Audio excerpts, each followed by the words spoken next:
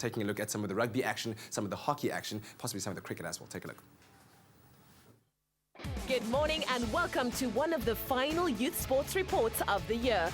Before you gear up for Christmas, New Year's Eve and 2014, let's take a look at some of the outstanding performances, players and teams from the 2013 winter season.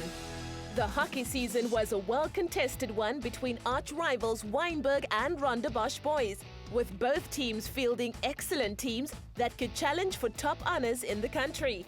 Outside of the Western Cape, though, it was Selborne who was making some serious noise, as the lads from East London beat traditional rivals Grey High, Hudson Park, Dale and Queen's College and St Andrews.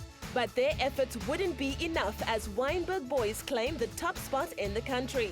Having lost only 2 matches all year and fielding a host of provincial and national players in their team, the boys from the Cape dominated in what was a long season.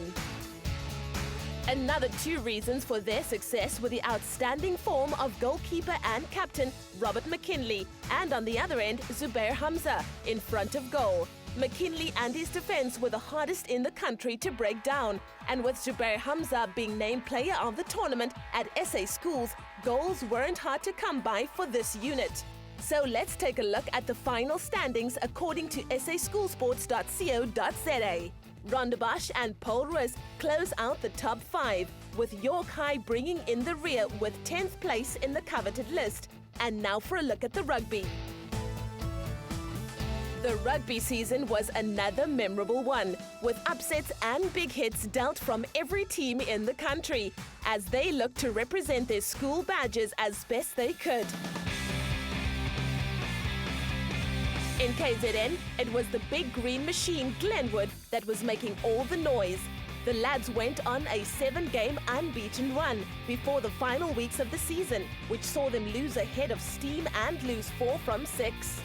The Eastern Cape St Andrews was also a major force in the rugby world after they just lost 3 matches all season.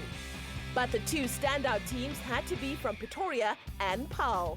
Uffies and Paarlgym were the teams to beat this year, with a side from Paarl going unbeaten the entire year and drawing 1 game against Oakdale back in June.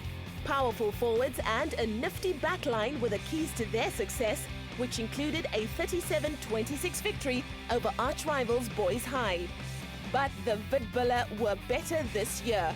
An exciting blend of Blue Bulls forward play and a backline that could penetrate any defensive line, they were simply a joy to behold.